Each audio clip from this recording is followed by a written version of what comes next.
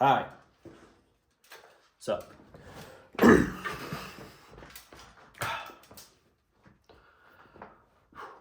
So, as some of you may have surely noticed, my channel's become much more ham radio focused. And I've got a lot of interest, and so this channel's kind of just like a little view into sort of the world. I've done this partially because I've learned that it is actually important to have a little bit of a social media presence in 2025. It's I would even say like normal. So this is kind of if you were to drive by my digital house, this is kind of what the yard looks like, I guess you'd say. So thanks for showing up. I'm happy that there's some interest. I guess I'll talk about ham radio right now.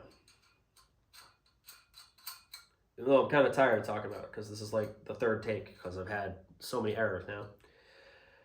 So I grew up really fascinated by radio. And I grew up really fascinated by radio because of my grandfather's work in missile defense. So by the time I was, I would say 11, I certainly understood conceptually very well how over-the-horizon radar worked. And so I kind of come from a place of really enormous privilege when it comes to technical stuff, understanding it. Like I have hands-on experience as a child that, because I got to go to the labs, see O-scopes, all this stuff that most people don't see until they go to college or whatever. I literally grew up around. So I've been messing with radio circuits since I was a wee one. And I've been trying, for a very long time to get my license, amateur extra. Just life has really gotten in the way, and things are really beginning to finally settle down now. So I really appreciate anybody here looking at this content. And I am very serious about getting my amateur extra. But again, radio is a lot of fun, and you can have a lot of fun without a license. And we really need to talk about this that's happened, because radio is starting to not become a lot of fun for a lot of people. AARL, the most recent statistic shows that 75% or more of operators that get their license stop operating within the first year of that license. And that is not a sustainable number. And I blame two things.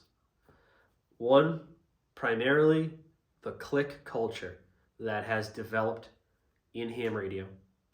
It's always been there, but over the past 20 years, it's really just become disgusting and untenable, to the point where even, I guess people would say my mentors. I don't like to use the word Elmer. I think all this patois that's been put around ham radio is weird. It's not a religion, okay?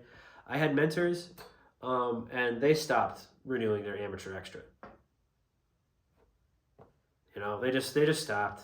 And now I kind of understand why. Like, if they, having grown up in the 50s, the 60s, by the time the 80s were rolling around, things were really starting to change. And now, I mean, it's just nasty on the air. My most recent experience on 2 meters, which I did with this guy, and I held this 14 gauge automotive primary wire at a 45-degree slope with this guy about 24 feet up in the air. I mean, I'm able to just get tremendous reception, transmission. I'm a low power guy, under 5 watts, right now. But man, so I hear these guys on their repeater. It's honestly kicking out way too much fucking power. And I would just I've listened to it for like 2 weeks. I could actually name the net, but I'm not going to because they're band police douchebags. And, I key it up and I just say, hey, just so you know, I'm at this location. In much fewer words, I'm at this location.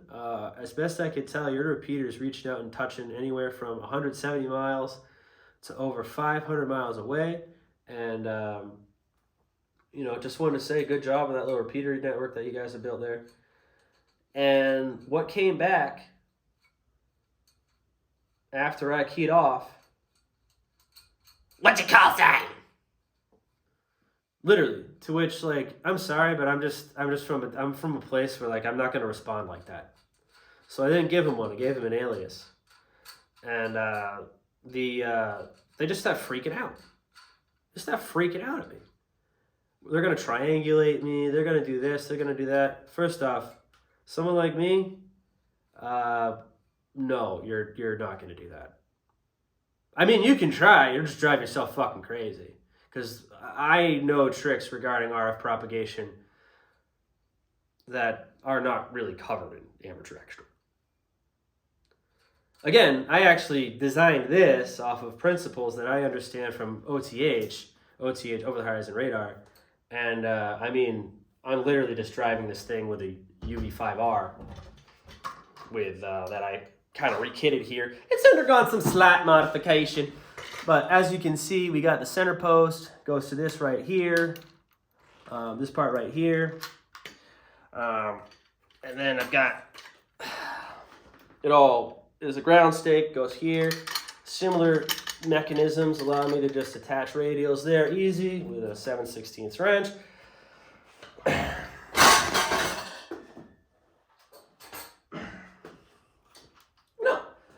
Give you a bit of a close-up of my beauty here. No, this isn't the way I'm going to stay. Good God. But it's really just to demonstrate, if you know what you're doing, you really, like, you can have a lot of fun with very little. And so just going up there and saying, hey, up on 2 meters, the contact was so heinous, terrible, and vile that I won't even get into it. And what these people were discussing in the open air was like, it was like, my people, this is OTA. Like, I don't even want to talk about it. Like, this is OTA. Like, this is bordering on prurient. I understand you're obsessed with Epstein, but what the fuck? And so that's when I keyed on, because I was just like, this is just fucking gross. Like, this is just gross. This is just gross. Just want to let them know, like, hey, somebody can hear you. And now, granted, I knew that there was a good chance that the band police would be there and active and attempt to use their incredibly crude range finding to annoy a regulator and attempt to scare me. And what I'm really pissed off is I'm not scared. I'm pissed that they've scared away so many other people that believe in their hocus pocus bullshit.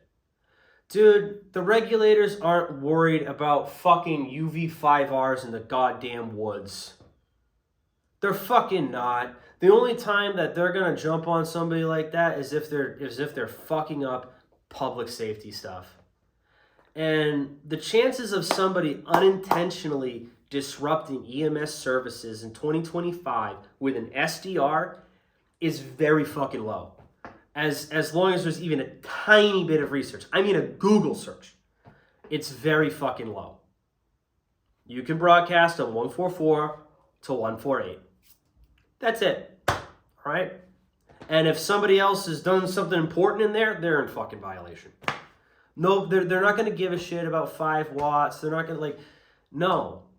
But the band police and this really pathological narcissistic space that has been created by hams, it's disgusting, and it's strangling the entire hobby.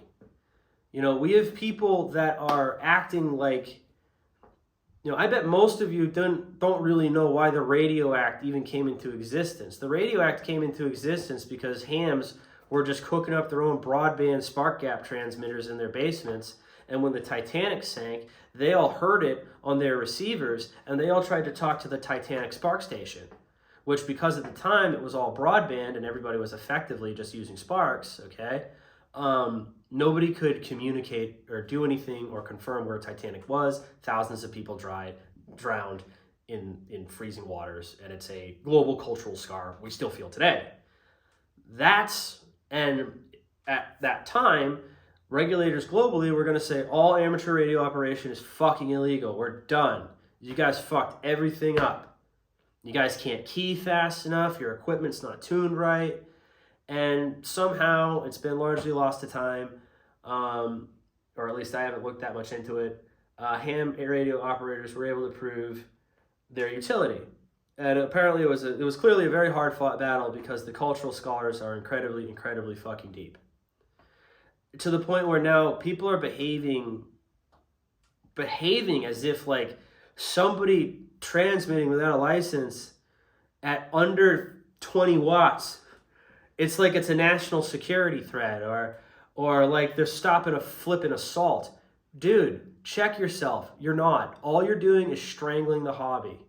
75% of people that get their license quit operating within the first year. That's not a sustainable number. And if you have a solid understanding of statistics, you understand that non-report bias is incredibly high, and that number is probably a lot closer to 8 out of 10 or 9 out of 10 newcomers walk away within the first 11 to 12 months. Not sustainable. We're not being good ambassadors for our brand by being band police. We're just not. If someone's being egregious, absolutely.